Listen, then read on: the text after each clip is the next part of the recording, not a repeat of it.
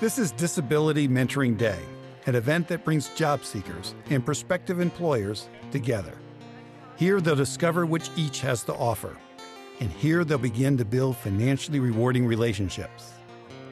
Disability Mentoring Day began in the White House a decade ago to draw attention to the need to create employment opportunities for people with disabilities.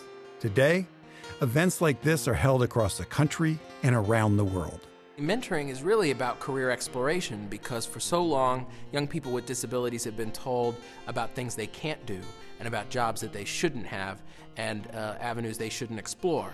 And career mentoring is really about demonstrating that there are businesses out there of all types that want to hire people with disabilities. This is a community of people that is available, ready, talented, and available to work.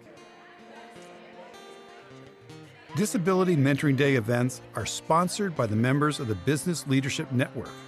With more than 5,000 businesses involved, the BLN is dedicated to enhancing employment opportunities for skilled candidates with disabilities. More and more employers are recognizing that they've got a labor market shortage that's coming down the pike with the aging population, the aging workforce, and that there are a lot of folks with disabilities who want to work, who haven't been able to get their foot in the door. Currently, 70 to 80% of people with disabilities are unemployed.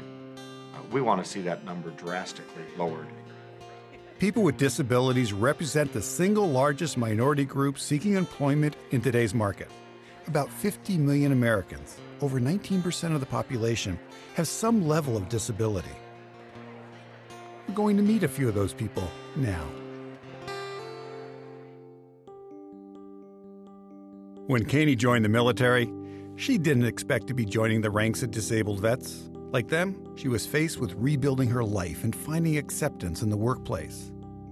During active duty, I was in about 2 years, and I was carrying in some equipment on the balcony, and I ended up flipping backwards, and my head landed on the cement.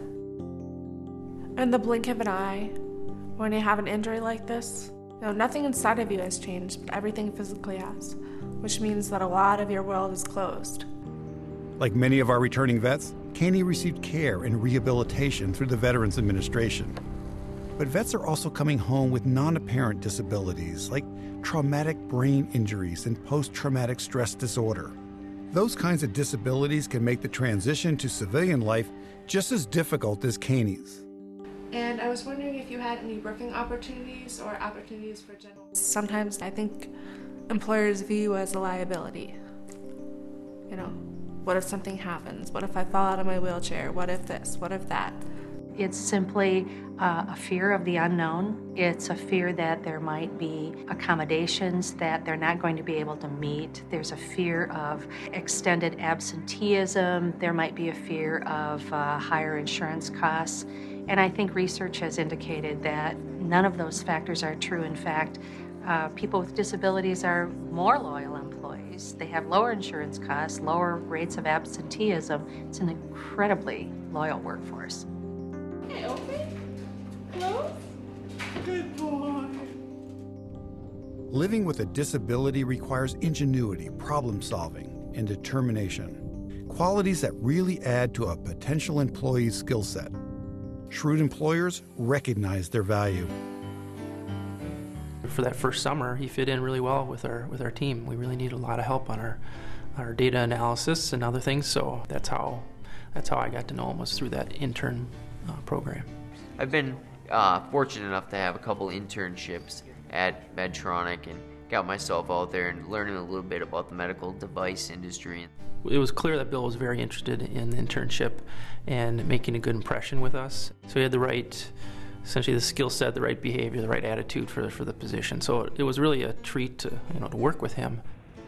After completing his internship, Medtronic offered Bill a full-time position. He had worked hard for it, and Medtronic recognized that he brought value to the company because of, not in spite of, his disability. Persons with disabilities are going to face obstacles as they enter the working world. Bill was helped by having a mentor, and educators and employers are finding other ways to smooth the transition from school to workplace.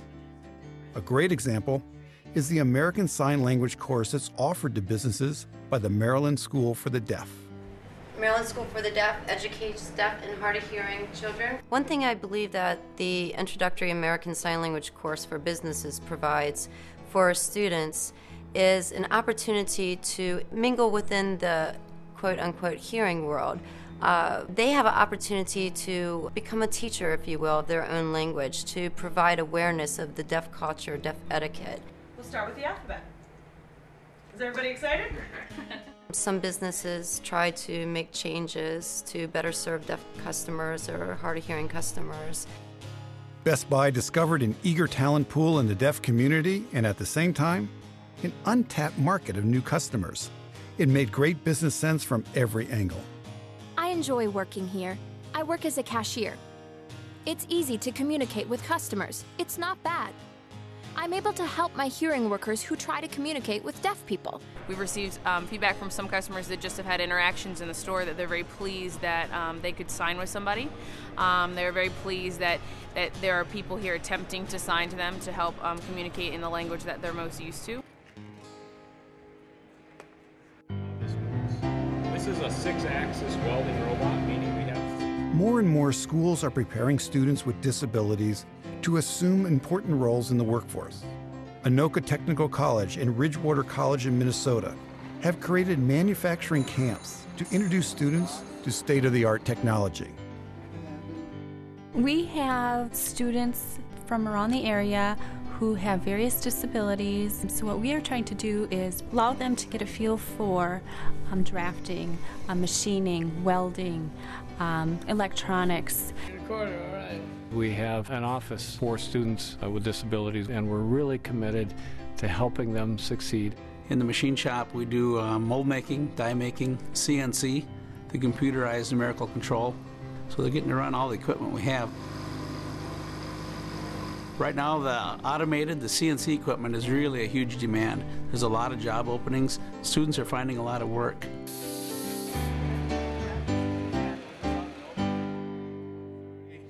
And this one is page 130. Okay? Schools are also preparing students with developmental disabilities to stake their claim on the American dream. Tony doesn't have strong verbal skills, but he has a lot of other qualities that could make him a valuable employee. Hi, Tony. How are you today?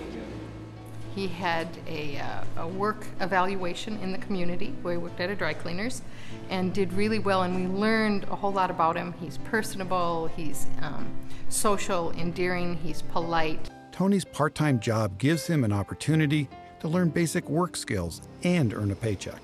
The thought is not just let's get them out of high school, it's how can the school system, how can the county case managers, how can rehab services all work together to transition them to the point of adulthood when they need to be more independent and doing things on their own, but helping them find the skills and tools to do that.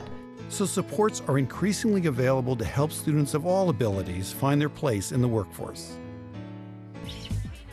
Along with our schools, employers themselves are advancing initiatives and leveraging new technologies to support their workers with disabilities. This is Mike. How can I help you? I'm a reservations agent. I'm on the phone all day, pretty much, taking calls from customers. The computer is equipped with a speech program called JAWS, and then it's got a braille display. Okay, and did you want a morning or afternoon on the 9th? But those are the two tools that I use with the computer, and it makes it really efficient. Everything comes through my headset. Nobody knows that I'm even using it when they're on the phone with me. As a global employer, it's important for Northwest Airlines to hire a diverse workforce. It's important for us to hire people with disabilities. It's good for our bottom line, and in the end, it's good for the community that we serve. The remarkable pool of talent in the disability community is hungry for an opportunity to show what they can do. Discrimination is gradually giving way to appreciation as employers discover the skills and abilities of workers with disabilities.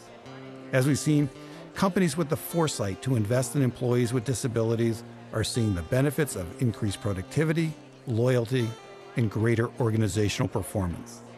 And thanks to internship and mentoring opportunities, people with disabilities are increasingly ready, willing, and able to work. I believe in magic.